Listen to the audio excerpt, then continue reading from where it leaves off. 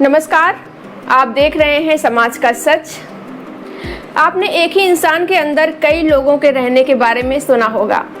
भारत में इसे अक्सर भूत लगना, प्रेत लगना या भूत प्रेत का वास समझते हैं और इसे दूर करने के लिए तंत्र मंत्र के चक्कर में पड़ते हैं, अंधविश्वास में पड़ जाते हैं और तांत्रिकों, ओझाओं, बाबाओं के पास इसे दूर करने के लिए चले जाते हैं। मगर आपको ये जानकर हैरानी होगी कि ये एक मानसिक बीमारी है। मानसिक बीमारी के चलते ऐसा व्यक्ति को लगता है कि उसके अंदर कोई है, उसे कोई कंट्रोल कर रहा है। बता दें, इस बीमारी का नाम है डिसोसिएटिव आइडेंटिटी डिसऑर्डर, जिसे शॉर्ट में DID कहते हैं। बता दें, डिसोसिएटिव आइडेंटिटी डिसऑर्डर एक तरह की गंभीर स्थिति है जिसमें व्यक्ति को लगता है कि उसके शरीर में कोई और है और उसे लगातार कंट्रोल कर रहा है। आइए एक मामले से इसे समझते हैं। सुकन्या को अक्सर अजीब आवाज़ें सुनाई देती थीं। उसे ये महसूस होता था कि उसका शरीर उसका है ही नहीं, बल्कि उसके शरीर में कोई और मौजूद है। वो पिछले 3 सालों से इन लक्षणों का अनुभव कर रही थी। उसने ये बात कभी किसी से नहीं कही क्योंकि उसे ये लगता था कि लोग उसे जज करेंगे। उसे ऐसा महसूस होता था कि कोई अदृश्य व्यक्ति उसके कार्यों पर टिप्पणी कर रहा है और उसे ऐसे काम करने का निर्देश दे रहा है जो वो नहीं करना चाहती। सुकन्या ऐसा महसूस करती थी जैसे वो अपने जीवन को एक फिल्म की तरह देख रही है और वो अपने शरीर के नियंत्रण में नहीं है। दरअसल 25 साल की सुकन्या डिसोसिएटिव आइडेंटिटी डिसऑर्डर की मरीज है। ये एक ऐसी स्थिति है जिसमें व्यक्ति का अपने मस्तिष्क पर नियंत्रण नहीं होता। उसे खुद में 2 या अधिक व्यक्तित्व होने का आभास होने लगता है। अगर इस समस्या के लक्षणों पर शुरुआत से गौर न किया जाए तो मरीज के लिए गंभीर स्थिति भी पैदा कर सकती है। क्लिनिकल साइकोलॉजिस्ट और माइंड ट्राइब की फाउंडर डॉक्टर प्रेरणा कोहली ने सुकन्या के केस की स्टडी की। उन्होंने बताया कि जब सुकन्या का परिवार उसे उनके पास लाया तो वो बहुत चिंतित और परेशान थी। डॉक्टर कोहली कहती हैं कि सुकन्या से बात करने पर मुझे पता चला कि सुकन्या ने अपने बचपन के दौरान किसी आघात का अनुभव किया था। उसने बताया कि उसका सौतेला पिता उसका शारीरिक शोषण करता था और उसकी माँ भी उसे समझने की कोशिश नहीं करती थी। डिसोसिएटिव आइडेंटिटी डिसऑर्डर एक प्रकार की मानसिक स्थिति है जिसे मल्टीपल पर्सनैलिटी डिसऑर्डर भी कहा जाता है। ये एक ऐसी स्थिति है जिसमें व्यक्ति अपना व्यक्तित्व भूलकर अलग तरह से व्यवहार करने लगता है।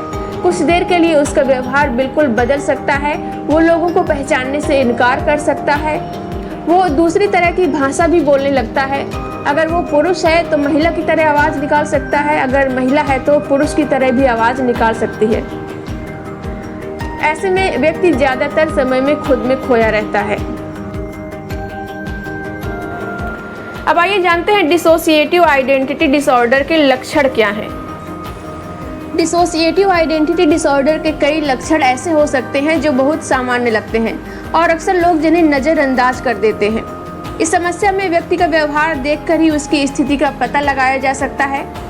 ये तो इस समस्या के लक्षण हैं ही, लेकिन इस समस्या के कुछ अन्य लक्षण भी हो सकते हैं, जैसे कि हर वक्त बेचैनी महसूस करना, अत्यधिक तनाव और चिंता में रहना, पुरानी बातें भूल जाना और ज़रूरी चीज़ें याद न आना, अचानक व्यवहार में बदलाव होना, सांस न आना या दम घुटने जैसा महसूस होना, याददाश्त का कुछ समय के लिए चले जाना, मरने का ख्याल आना, खुद को चोट पहुंचाने की कोशिश करना, दिन भर अजीब अजीब ख्याल आना, अपनी भावनाओं पर कंट्रोल न होना।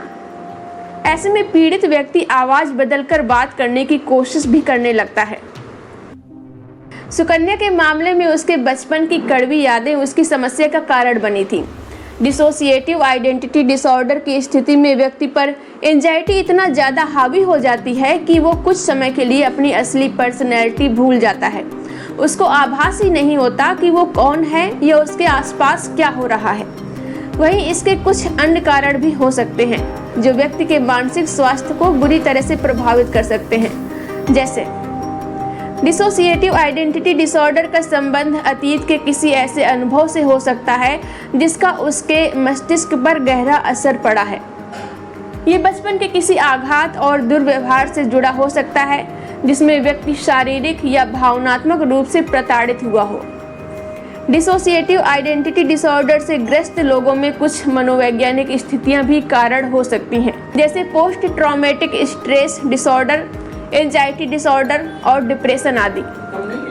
ये समस्या अधिकतर उन लोगों में पाई जाती है जो तनाव और चिंता से बहुत ज़्यादा ग्रस्त होते हैं। जो लोग अपनी बातें खुलकर व्यक्त नहीं कर पाते या हिचकिचाहट महसूस करते हैं। अब आइए जानते हैं डिसोसिएटिव आइडेंटिटी डिसऑर्डर का इलाज क्या है। डिसोसिएटिव आइडेंटिटी डिसऑर्डर का इलाज इस समस्या के लक्षणों के जरिए ही किया जा सकता है। सुकन्या के मामले में उसके परिवार ने उसके लक्षणों को समझा और जल्द मानसिक स्वास्थ्य विशेषज्ञ से संपर्क किया। यह एक गंभीर समस्या है जिसके लिए विशेष उपचार की आवश्यकता होती है। एंजाइटी और तनाव की समस्या से निपटने के लिए मेडिटेशन और माइंडफुलनेस का अभ्यास करना लाभदायक हो सकता है। लक्षणों को समझकर ही इसका इलाज करना संभव है, इसलिए किसी भी बदलाव को बिल्कुल नज़रअंदाज न करें। इस समस्या के लिए माइंड थेरेपी, दवाओं और विशेषज्ञों की सहायता लेना आवश्यक है। पर्याप्त नींद जरूर लें, क्योंकि नींद की कमी भी आपके मानसिक स्वास्थ्य पर गहरा असर डाल सकती है। सही इलाज के साथ डिसोसिएटिव आइडेंटिटी डिसऑर्डर वाले व्यक्ति के लिए अपनी भावनाओं पर कंट्रोल करना भी जरूरी है। अपनी परेशानी को किसी करीबी व्यक्ति से शेयर जरूर करें, जिससे तनाव आप पर हावी न हो। लक्षण महसूस होते ही मरीज को जल्द से जल्द किसी अच्छे मनोचिकित्सक के पास ले जाएं। मरीज को कभी भी अंधविश्वास में पड़कर तांत्रिक, बाबा, ओझा के पास न ले जाएं, वरना स्थिति और भी ज्यादा गंभीर हो सकती है।